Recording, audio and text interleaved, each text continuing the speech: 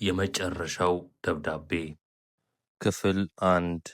አቤልና ሜሮን ለ5 ዓመታት በጣም የሚዋደዱ ጥንዶች ነበሩ። ሰርጋቸው ሊፈጸም ጥቂት ቀናት ሲቀሩት አቤል በድንገት ምንም አይነት ምልክት ሳይተው ይጠፋል። ሜሮን ለሳምንታት ብትፈልገውም ልታገኘው አልቻለችም። ከአንድ ወር በኋላ ግን በቤቷ ደጃፍ ላይ አንድ ጥቁር ኢንቨሎፕ ታገኛለች። ውስጡ የነበረው ደብዳቤ ግን እንዲህ ይላል። ሜሮን፣ አትፈልጊኝ። እኔ አንቺ እንደምታውቂኝ ሰው አይደለሁም። ሜሮን ተስፋ አልቆረጠችም። በደብዳቤው ጀርባ ላይ አንድ ትንሽ የጥቁር ኮድ ትመለከታለች። ቁጥሮቹን ተከትላ አቤል ትቶት የሄደውን አሮጌ ካዝና ትከፍታለች። በካዝናው ውስጥ ያገኘችው ነገር ግን ልቧን ሰበረው። የአቤል ስም ያለበት ግን ፎቶው የሌላ ሰው የሆነ ፓስፖርትና በ100,000 የሚቆጠር ዶላር ታገኛለች። አቤል ማን ነው? የሚወደኝስ ለምንድን ነው? የሚሉ ጥያቄዎች ይወሯታል።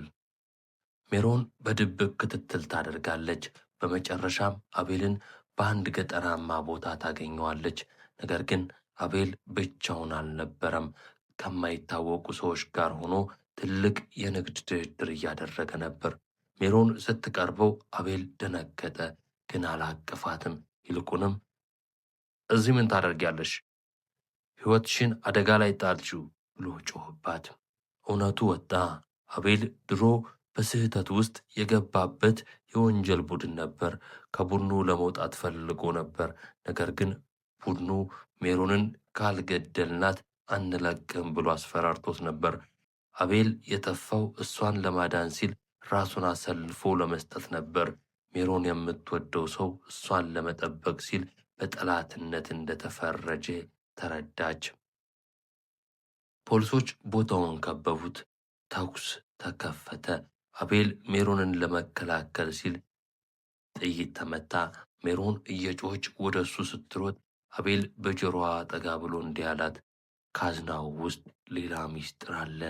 ያ ነው እውነተኛ ማንነቴ። አቤል አይኑን ጨፈነ።